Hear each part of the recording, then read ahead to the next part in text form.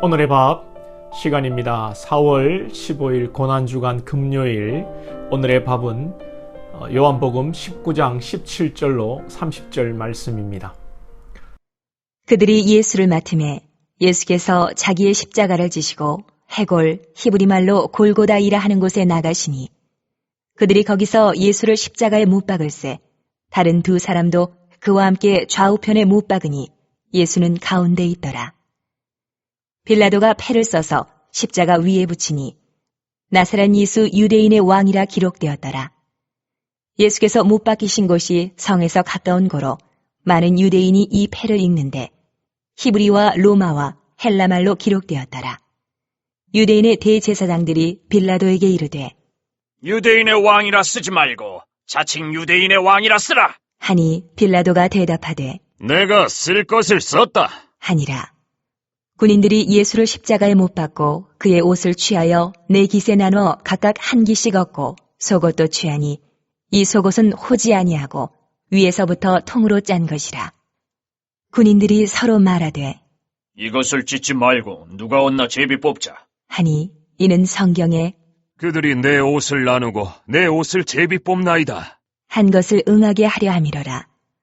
군인들은 이런 일을 하고 예수의 십자가 곁에는 그 어머니와 이모와 글로바의 아내 마리아와 막달라 마리아가 섰는지라. 예수께서 자기의 어머니와 사랑하시는 제자가 곁에 서 있는 것을 보시고 자기 어머니께 말씀하시되 여자여 보소서, 아들이니이다 하시고 또 그 제자에게 이르시되 보라, 내 어머니라 하신대 그때부터 그 제자가 자기 집에 모시니라. 그 후에 예수께서 모든 일이 이미 이루어진 줄 아시고 성경을 응하게 하려 하사 이르시되 내가 목마르다 하시니 거기 신포도주가 가득히 담긴 그릇이 있는지라. 사람들이 신포도주를 적신 해면을 오술초에 매어 예수의 입에 대니 예수께서 신포도주를 받으신 후에 이르시되 다 이루었다 하시고 머리를 숙이니 영혼이 떠나가시니라. 예수님께서 십자가에 이제 못 박히십니다. 빌라도가 패를 써서 붙이고 군인들은 예수님의 옷을 제비 뽑기로 하고 예수님은 십자가에서 그 고통 가운데에서 어머니를 챙기며 모든 사명을 감당하시고 다 이루었다 하시고 죽음을 맞이하십니다. 예수님을 사면할 것인가, 예수를 사형시킬 것인가에 대한 미묘한 갈등이 어제 있었습니다. 빌라도는 예수님의 십자가에 나사렛 예수 유대인의 왕이라는 팻말을 쓰는데 히브리어와 로마어와 헬라어로 기록하였습니다. 여기에 종교 지도자들은 자칭이라는 말을 추가하도록 요구합니다. 그러나 빌라도는 거절하고 내가 쓸 것을 썼다 이렇게 이야기합니다. 자칭을 넣느냐 안 넣느냐가 무슨 문제이겠습니까? 많은 종교 지도자들과 빌라도의 갈등 속에서 빌라도는 어제의 정치적 압박에 상당히 불쾌하여 종교 지도자들의 주장을 받아들이지 않고 끝까지 자칭이라는 말을 넣지 않습니다. 자칭이라는 말을 넣지 않으므로 예수님이 죄가 없다는 것을 빌라도는 말하는 것입니다. 내가 너희들이 여론몰이를 하고 정치적 압박을 가하니 어쩔 수 없이 예수를 내어주지만 내 양심은 예수가 무죄라고 생각한다는 것을 표하는 것입니다. 그리고 빌라도가 인간적으로는 상당히 기분이 나빴을 것입니다. 식민지 사람들이 식민지를 총괄하는 이 총독에게 이래라 저래라 하니 기분이 나쁠 수밖에 없습니다. 더욱 빌라도는 반발심으로 자칭이라는 말을 뺀 것이죠. 이것은 성경이 빌라도를 통해 예수님이 죄가 없으신 분이시요 하나님이시요 유대인의 왕을 넘어 만왕의 왕이심을 선포하는 것입니다. 예수님을 십자가에 못 박고 군인들이 제비 뽑아 예수님의 옷을 가지려 합니다. 실제 십자가에 처형되는 사람은 발가벗긴 상태로 십자가에 달리게 됩니다. 그리고 당시 옷은 아래 위로 따로 있는 것이 아니라 원피스 개념입니다.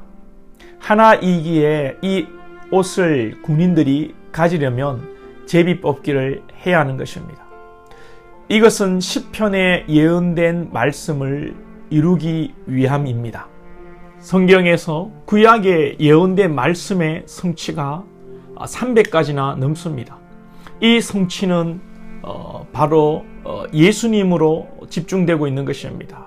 곧 군인들이 제비를 뽑는 사건 역시 예수님의 메시아 되심을 확증하며 말씀의 이 논리로도 성경이 진리이며 우리에게 신뢰를 주고자 하며 창세전부터 이 모든 것을 하나님께서 계획하셨다는 것을 증명하는 것입니다.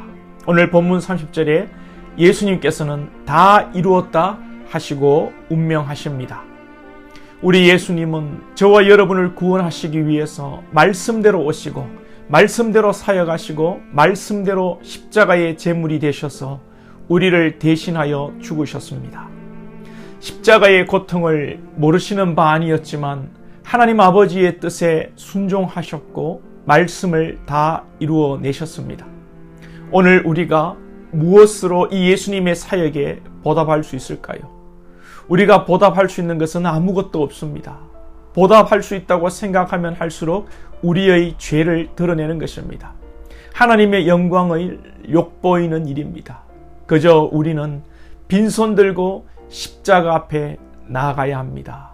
오직 주의 은혜로 우리가 구원을 받고 주의 은혜로 살아가는 것입니다.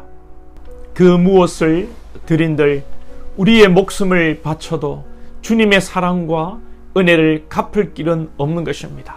우리 주님은 사랑하는 자들을 끝까지 사랑하십니다. 오늘 십자가 도상에서 사랑하는 어머니를 사랑하는 제자에게 부탁하고 있습니다. 실제 이 제자는 예수님의 이모의 아들로 예수님과는 이종 사촌입니다. 예수님께서 사랑하는 제자에게 내 어머니다라고 말씀하십니다. 보통 요즘에도 일찍 부모님을 여인 사람들이 고모나 이모의 가정에서 자라는 경우가 있습니다. 반대로 얘기하면 조카가 이모나 고모를 모실 수 있는 것입니다. 예수님께서 끝까지 제자들을 사랑하시고 어머니를 사랑하시는데 오늘 우리가 십자가의 사랑을 받은 자로서 우리도 하나님의 명령을 따라 하나님을 사랑하고 이웃을 사랑하되 끝까지 사랑하여야 합니다. 고난주간을 보내며 육신의 경건을 위하여 고난주간을 보내는 것이 아니라 예수님을 기쁘시게 할 수 있는 일이 뭘까 고민하고 주님을 기쁘시게 해드리기 원합니다. 이는 곧 사랑일 것입니다.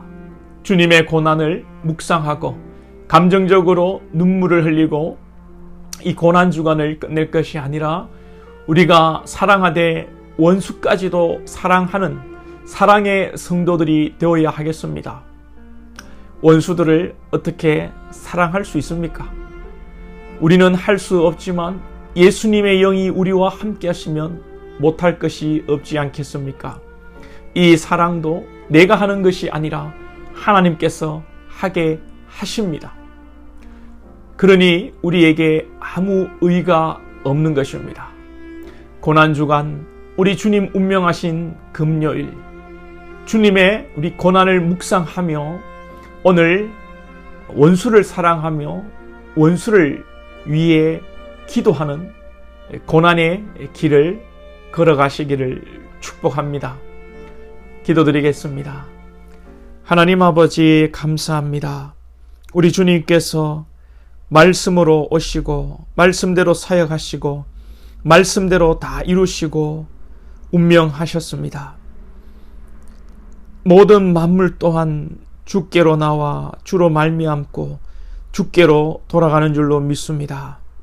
우리의 모든 삶도 주에게로 나와 또한 주께로 돌아가는 줄로 믿사오니 우리가 이 땅을 살아가면서 예수님의 고난을 묵상하며 주님의 길을 또 따라갈 수 있는 주님의 손에 붙들림 받는 인생이 될 수 있도록 인도하여 주시옵소서.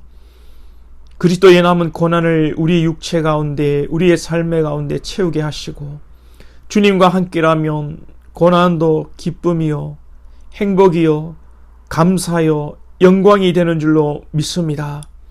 사도들이 성령을 받고 핍박과 감옥과 굶주림과 매맞음에도 기뻐하며 나아갔던 것처럼 주님의 고난을 동참하며 기뻐하며 감사할 수 있는 우리 모든 성도들 되게 하여 주옵소서. 감사하며 예수님의 이름으로 기도하옵나이다. 아멘.